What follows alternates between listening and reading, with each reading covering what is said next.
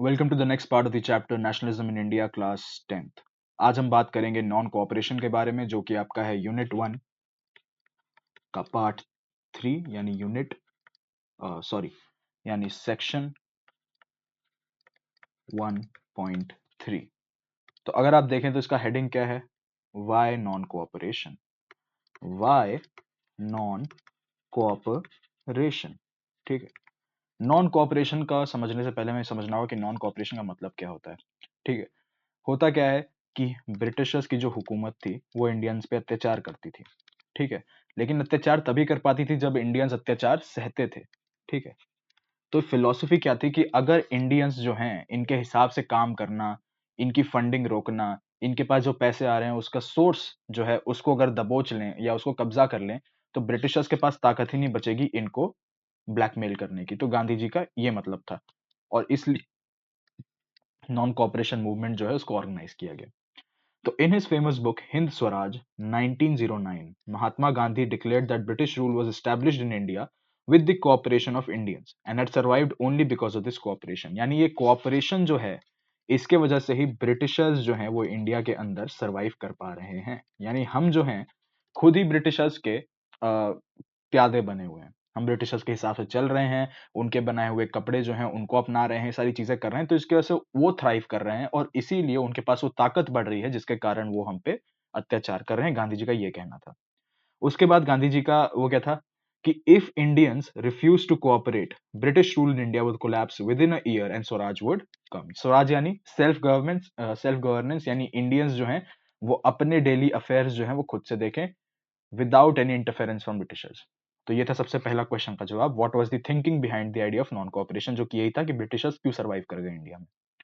दूसरी चीज, how could non cooperation become a movement, यानी नॉन कोऑपरेशन के स्टेप्स क्या होंगे, यानी एक्शनेबल स्टेप्स क्या होंगे जिससे हम नॉन कोऑपरेशन को एक मूवमेंट बनाएंगे। ठीक है। तो क्या क्या स्टेप्स थे अब हम वो देखते हैं। ठीक है। सबसे पहली चीज, गांधी जी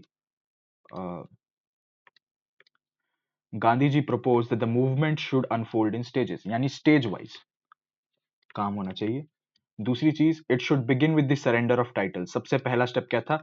it should begin with the surrender of titles the government awarded and a boycott of civil services, army, police, court and legislative council, schools and foreign goods.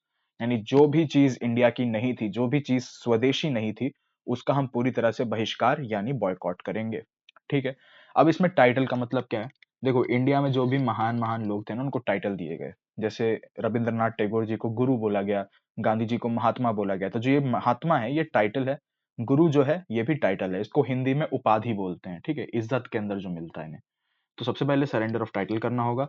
दूसरा, civil services, army, police, court, legislative council, यानी पूरी bureaucracy को boycott. फिर then in case the government use depression, अगर government जो है इसके बदले में हमारे ऊपर अटैक करती है, कुछ करती है, एक फुल सिविल डिसोबीडियंस, यानी कोई भी इंसान कुछ मानेगा ही नहीं, कोई भी लॉ वो सब गया तेल लेने, would be launched through the summer of 1920। यानी 1920 को क्या हुआ, महात्मा गांधी और शौकत अली बहुत ज्यादा टूर कर रहे थे देश को, mobilising popular support for this movement. यहाँ पे क्या है, खिलाफत प्लस नॉन कोऑपरेशन, दोनों साइड बाय साइड चल रहा था। ठीक है, ये मेन चीज है, ये समझना होगा। ठीक है। लेकिन कांग्रेस के अंदर से भी थोड़ी थोड़ी दिक्कतें आनी शुरू हो गई थी। क्या? कि many within the Congress were however concerned about the proposals। ठीक है, यानी ये जो प्रपोजल दिए गए टाइटल के, ब्यूरोक्रेसी के, क्यों थे? क्यों? क्योंकि अगर हम उनकी ब्यूरोक्रेसी को, यानी उनके पुलिस, कोर्ट, लेजिस्लेटिव काउंसिल, जो कि सबसे इंपॉर्टेंट चीज है, इसको बॉयकॉट कर देंगे, तो इसका मतलब यह है कि हम इंडियंस जो है उस लेजिस्लेटिव काउंसिल के पार्ट तो बनेंगे नहीं। तो हमें कैसे पता चलेगा कि ब्रिटिशर्स हमारे लिए क्या लॉ बना रहे हैं? वो तो कुछ भी बना देंगे कि हर इंडियन को पकड़ के जेल में ठूंस दो। ठीक है। तो वो क्या कह रहे थे कि वो they were reluctant to boycott the council election scheduled in November 1920। ठीक है, 1920 में काउंसिल इलेक्शंस थे, यानी ये लेजिस्लेटिव काउंसिल के, and they feared that the movement might lead to popular violence. उनको ये लगा कि बहुत ज्यादा वायलेंस होगी इस चीज को लेके। ये चीज हुई। तो in the months between September and December there was an intense tussle within the Congress. Congress के अंदर एक बहुत ज्यादा इंटेंस टसल था। एक वो गुट था जो कह रहा था कि काउंसिल इलेक्शन पूरी ब्यूरोक्रेसी को बॉयकॉट करो, एक कह रहा था कि नहीं यार ये दिक्कत कर देगी हमें ही। ठीक है, लेजिस्लेटिव काउंसिल में हमारा representation is important. For a while there seemed no meeting point. थोड़ी देर के लिए तो कोई भी ऐसा लग ही नहीं रहा था कि बात सुलझेगी। लेकिन कांग्रेस के सेशन नागपुर दिसंबर 1920 में एक कॉम्प्रोमाइज जो था उसको अडॉप्ट किया गया और नॉन कोऑपरेशन प्रोग्राम को अडॉप्ट किया गया। ठीक है, तो यहाँ पे ये पोर्शन जो है खत्म होता है आपका बहुत ही जल्दी। मिलते हैं अगले वीडियो में।